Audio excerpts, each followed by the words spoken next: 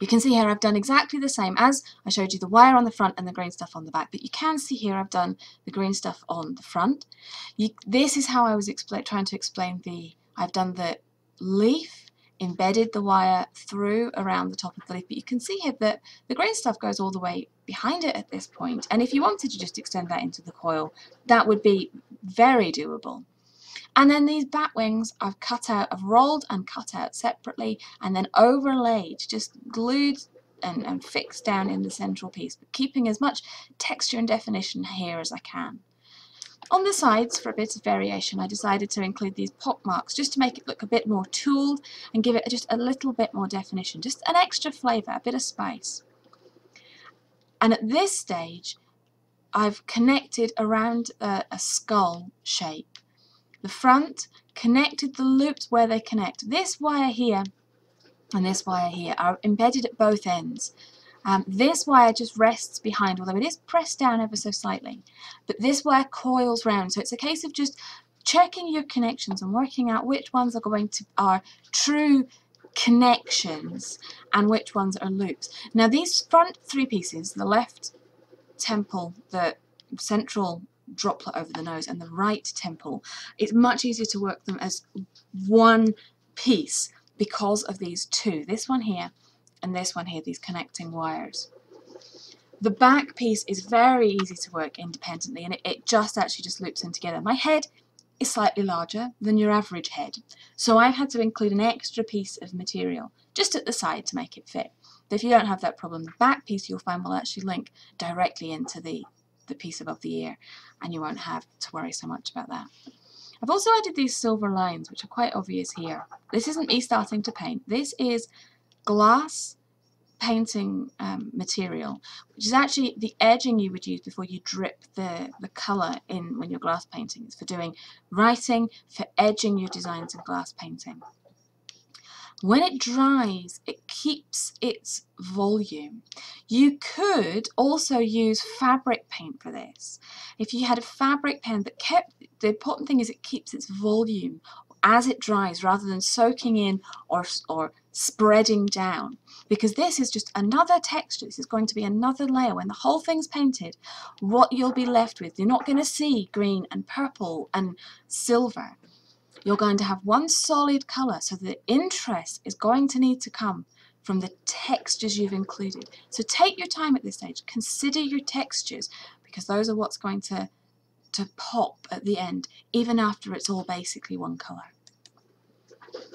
You can see again, I'm just showing the pop marks here. You can see how some of these wires this one's embedded in, but it goes around the top and is slightly embedded in here, and then it comes around. This one is well fixed. This piece just rests and is embedded in slightly here, but I've continued it with the paint so that it feels like it's one layer on top while still not being completely separate.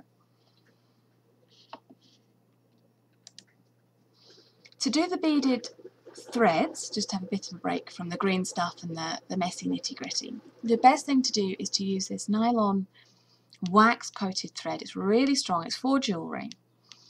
Thread your needle. Thread about 20 of your beads on, then a silver jump bead, then a spacer bead, sorry.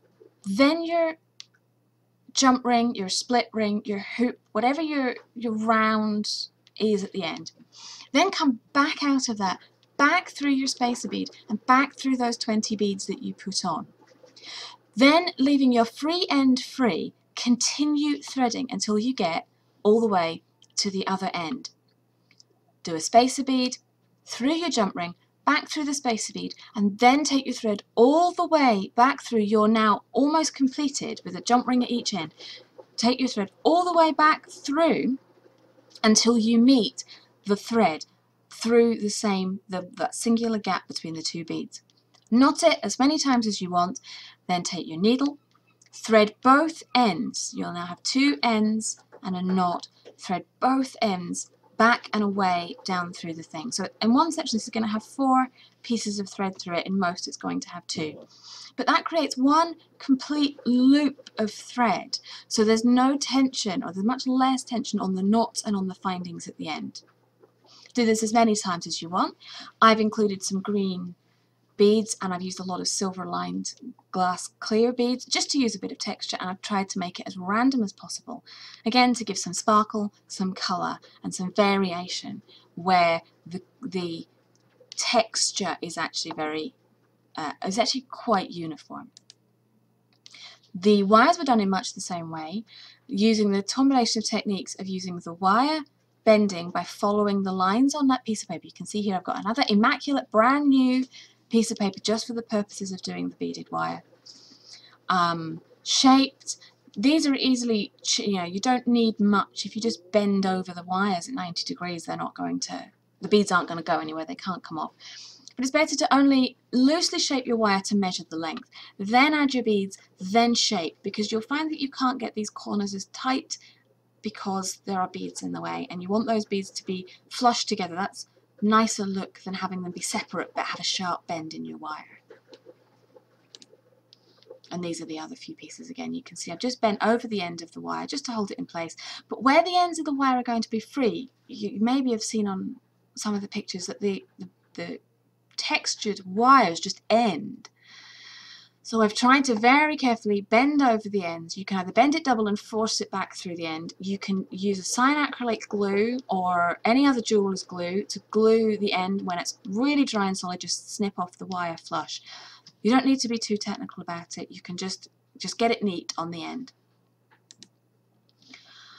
You can see here the connection between the front and the back. So I've gone outside and I've taken my green stuff crown. I've left my beads in the house, well away, gone outside, and then you just go nuts with silver spray paint. And it's already, in some ways it's improved. You can see how the colours are now more uniform. Because you're only now looking at one colour, all of the imperfections, all of the lumps and bumps and bobbles and fingerprints are really obvious. Don't get disheartened. Don't forget that this is, it's not your wedding statement piece that you're going to keep forever. This is for costume. This is for cosplay. This is a phys rep. This is just a physical representation to make people think of Arwen's crown. It will end up very beautiful when all the finishing touches are in place, the last of the colours and the extra spots. But if you are really concerned at this point, you can go back, maybe take your fabric paint or your glass paint and fill in some of these holes, let the paint, the paste dry slightly, then spread it to fill in the gaps if you wanted a completely smooth and polished finish. 2020 hindsight, I would have made a lot more effort to finish this green stuff. I would have added in and I would have filled and smoothed out. You can sand the green stuff when it's set and dry, so you can do a lot more finishing. And you have the benefit of knowing what the green stuff will look like when it's covered silver. I wasn't sure if my sins would be covered or highlighted. They're highlighted more than I'd hoped. So just bear that in mind. You can see here even the fuzzy edges where the paper hasn't really been pulled away so efficiently. So if you want a really clean finish, the time to work on that is before you paint. Make sure you're satisfied with your green stuff before you get to this stage. You can go back and fix it, as I say, with a little bit of filler later, but then you'll need to come back and spray again. So just bear that in mind when you're doing your green stuff. This is my extra 2 inches because of my big head, by the way. And this is the front. You can really clearly see here where the paper's not being torn off quite as well as it could be. But I was satisfied with that, and I was doing this really quite last minute. You can see it's the night before I leave. I was desperately hoping it was going to be dry in time. Don't leave things to the last minute. Plan ahead. Have fun doing it. Take your time. You can see here all the textures. Even just those simple lines I've drawn with the fabric paint, the glass paint, are still very pronounced here, even here particularly. That's not wire, that's just little lines we drew on. So all the textures are going to show through once you've just coloured it one colour. Let it dry, separate out your front and back piece again. Your front piece, we will do much similar lines, and then you take your beads, lay them in position. Now you can see here it's already disguising a great deal of the imperfections. I also did go back and I added a little bit more extra texture and detail with a silver pen. I actually liked the slightly different tones of silver. That was a personal preference thing. If you're not so keen on the tones of silver being different, just go back and spray it again. Keep your beads separate. You don't want your beads to get sprayed. laid everything on, cyanacrylate glue to hold it in place. These are the really the weakest points. This isn't going to last. If you want this to last, you're going to need to use thicker green stuff. And when you're shaping, make holes in. So this one is embedded in. We did that deliberately. Plan ahead and add holes for these wires. You need really thick green stuff if you're going to do that, which is going to make the whole thing look a lot heavier. But you can just concentrate that around this point and then gradually thin it out so it's still a lot thinner at these edges. And that will then allow you to slide these beads into the holes, or just wires and leave the beads sitting out with a bit of cyanacrylate glue or jeweler's epoxy, and that will then hold a lot more strongly. Whatever you do, this section here between this point and this top is going to be very weak. There's nothing joining it. You would need to do something quite sophisticated with thin wire, make a zigzag or a coil or a flattened coil, and then to reinforce the center of your green stuff. And even then, thin wire is only thin wire. It's not going to stand up to much mistreatment, but it's going to sit in your hair. It's going to look beautiful. People aren't going to be tugging it off you. But just bear that in mind, that the integrity of this section is always going to be a challenge. This is the front piece. I have obviously sprayed it, and I've kept this one in place to apply the wires. It's a very similar process as we did on the front. There's just, you could use gaffer tape behind here if you wanted to, just to hold it in place. Make sure that it's sturdy and so it's confident and you're going to feel happy wearing it. And this is basically the finished article. You can see here again, I've used, you can use blue tack, you can use gaffer tape, you can cyanacrylate glue to fix. I did end up going back and reinforcing this area with more like fabric paint and glass paint. It's not hugely strong, but it did cover a lot of the errors and the mistakes that I was having in this section. You could also go back and use green stuff in this area, and then paint it silver with nail varnish, or cover it with your texturizing silver, whatever medium you've used for that. That's the fabric paint or the glass paint, and color it or cover it that way. I did also go in, and to pick out the greens, I used just some green enamel. You could use nail varnish for this, you could use sparkly green nail varnish for this. Anything just to tie in together the greens from the beads and the silvers from the beads, so that the crown itself also feels like it's that emerald and mithril theme. I've also connected, this is just using the jump rings onto the spirals. I've also connected the threads of beading.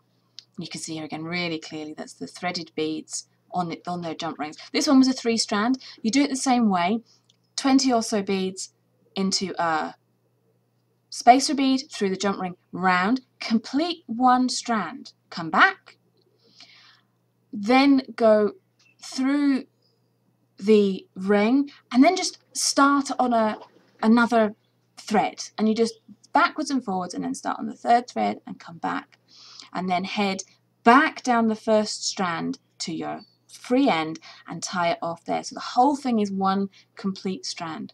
It means if this goes, all of your beads will end up on the floor, but it also means it's much less likely to come apart. And this is back where we started, right at the end, just to show you the other side with all of its bits and pieces. This little wire here is just holding everything in place while it dries. And this was, I think, the morning I was due to leave. It looks like it's daylight in this picture. Over the wig that I was using. I have very short hair, so it's the wig that I was using to be Arwen. And that's how I did it. That's not necessarily how you must do it. But in the spirit of challenge, if you'd like me to show you how I would do something, please hit that like button, leave a comment, let me know if there's something you would like to challenge me to make, and I will either do it on film if it's short, or photo document and try and explain my thought processes on the way through, and maybe just give you a little bit of inspiration, and maybe just the drive to just have a go yourself. If you've a way of doing this, please do let me know. Send me a video response or a link to a tutorial. I would love to see how other people have done it. It'd be great if you could leave that in the comments so that everyone can see how you've done it, and just to see how the finished products end up. And I hope you have a lot of fun both with your crafting and if you ever go out somewhere as your Arwen. I do wish you all the very best. Thank you for listening. Take care, everyone. Bye-bye.